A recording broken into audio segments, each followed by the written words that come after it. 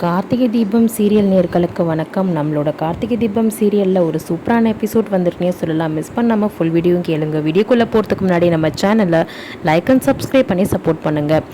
இப்போ பார்த்தீங்கன்னா சாமுண்டீஸ்வரிக்கு கார்த்தி தான் எம்டி அப்படின்றது தெரிஞ்சு போச்சு. இப்போ பார்த்திங்கன்னா சாமுண்டீஸ்வரி என்ன பண்ணுறாங்க அப்படின்னா நம்ம கார்த்தி வர்றதுக்குள்ளே அதாவது உள்ளே பார்க்குறதுக்குள்ளே பழசாக ஒரு எம்டி ஏமாத்தினார் இல்லையா, உள்ளே கார்த்தி அப்படின்னு சொல்லிட்டு அதே எம்டியை ரேவதி போனதுக்கப்புறம் ஃபோன் பண்ணி வர வச்சு ஒரு மீட்டிங் இருக்குது வெயிட் பண்ணுங்கன்னு சொல்லிட்டு கொஞ்ச நேரம் சாமுண்டீஸ்வரி உட்கார வச்சு ஆள் மாறாட்டம் பண்ணிடுறாரு.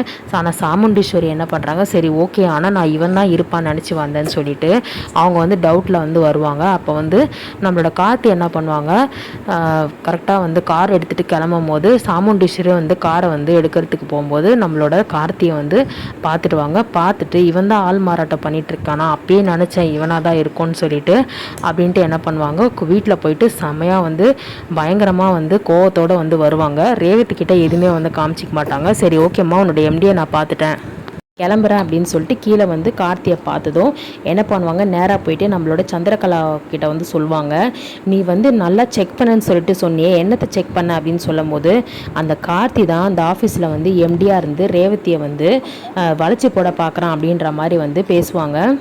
அப்புறம் ராஜராஜனும் மயில்வாகனும் என்ன சொல்லுவாங்க, என்னத்தை கார்த்தி தான் இதெல்லாம் பண்ணதா உண்மையிலேவா அப்படின்னு சொல்லிட்டு, மாப்பிள்ளை நீங்கள் நடிக்காதீங்க, எல்லாருக்குமே கூட சேர்ந்து சதி பண்ணியிருக்கீங்க, ஏன் ஒருத்தர் கூட இப்போ விருந்து சாப்பிட வரும்போது என்ன சொன்னீங்க, என்கிட்ட கார்த்தி தான் அப்படிலாம் யாரும் இல்லை அப்படின்னு சொல்லும்போது, ஏன் உங்களுக்கு கார்த்தி தான் வந்தாருன்றது உங்களுக்கு தெரியாதா, எதுக்காக என்கிட்ட மாற்றி சொன்னீங்க, எல்லாருக்குமே ஒரு வழி பண்ணுற என்ன நினச்சிட்ருக்கீங்க, நான் என்ன சொன்னேன், ரேவதிக்கு வேற ஒருத்தரை கல்யாணம் பண்ணிட்டு தான் நல்லதுன்னு சொல்லிட்டு உங்ககிட்ட எல்லார்கிட்டையும் தெளிவாக சொன்னேன், அப்படி இருக்கும்போது ஆள் மாறாட்டம் பண்ணுறதுக்கு நீங்களும் உடந்தையாக இருந்திருக்கீங்களா அப்படின்ற மாதிரி ரோகிணி கிட்ட அவங்க தங்கச்சிக்கிட்ட அப்புறம் நம்ம ராஜராஜன் மயில்வாகனம் குடும்பத்தில் இருக்க எல்லாருமே செம்மையாக திட்டுவாங்க. பயங்கரமாக நல்லா எல்லாரையுமே கேள்வி கேட்பாங்க.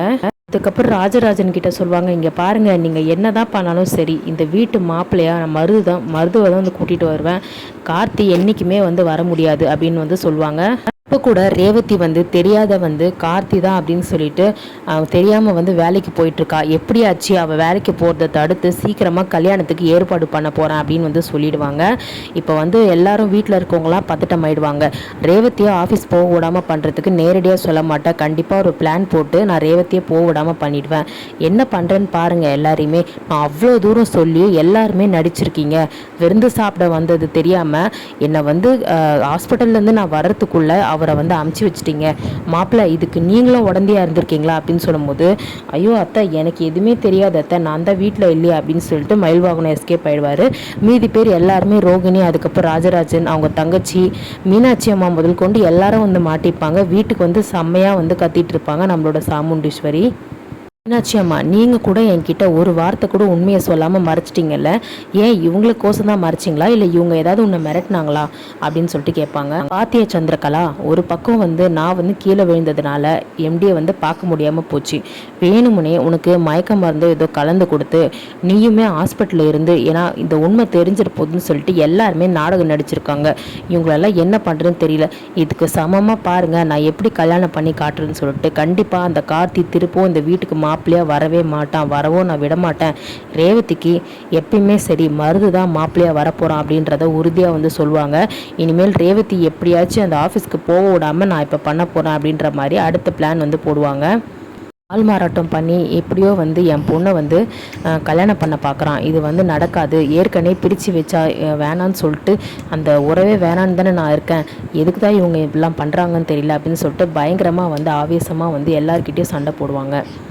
நம்மளோட சாமுண்டீஸ்வரி பிளான் என்னென்னா ரேவதியை எப்படியாவது தடுக்கிறது மட்டும்தான். அடுத்து என்ன நடக்க போகுதுன்னு சொல்லிட்டு வெயிட் பண்ணி பார்க்கலாம்.